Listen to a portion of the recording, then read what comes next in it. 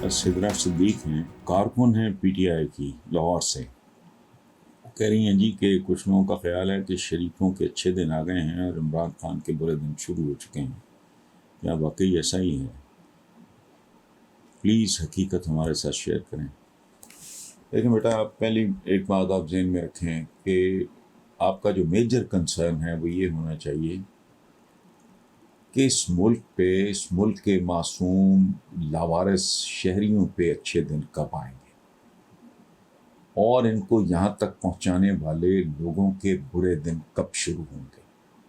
اچھا، اب آتے ہیں ان لوگوں کی طرف، شریفوں کے اچھے دن اور عمران کے برے دن. پہلی بات یہ ہے کہ اس کا فیصلہ زمینوں پہ نہیں آسمانوں پہ ہوا کرتا ہے.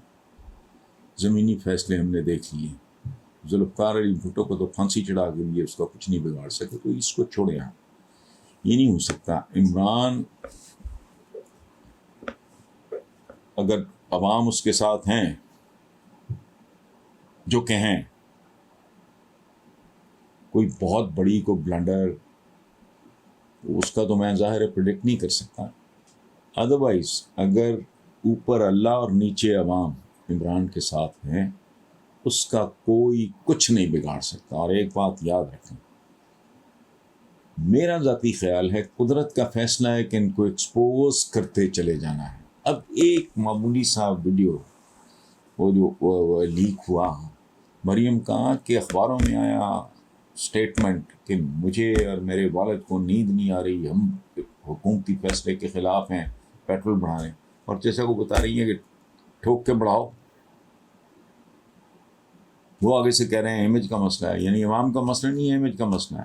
تو ان کو یقین دہانی یہ کرائی جا رہی ہے کہ امیج ہم سنبھال لیں گے. Look at this. تو جو کچھ آپ دیکھ رہے ہو، ان پہ پہلے بھی اچھا وقت آیا تھا، یاد ہے جدے. اچھا، اور اب بھی ان پہ برا وقت کو ایسا سچ تھا نہیں. ادھر ایون فیلڈ ہے، ادھر جدہ فیلڈ تھا، اور پھر درمیان میں جو ہے وہ جاتی عمرہ فیلڈ تھا. تو ان پہ برا وقت کب آیا ہے؟ برا وقت آیا تھا بھٹو پہ، جس کو مدتوں جیلوں میں رگڑا گیا، رگیدا گیا، اس کی انا مجروح کرنے کی کوشش کی گئی، جنازے میں اس کے بچے شریک نہیں ہو سکے. وہ تھا برا وقت. ان پہ تو برا وقت آیا ہی نہیں. یہ تو آنا جانا ہے نا، وہ ایکسٹینشن ہے ان کے گھر کی، اینکس ہے وہ جو ایون فیلڈ ہے. اس لیے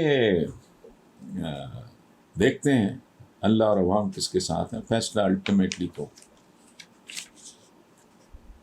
انہوں نے نہیں، کسی اور نے کرنا.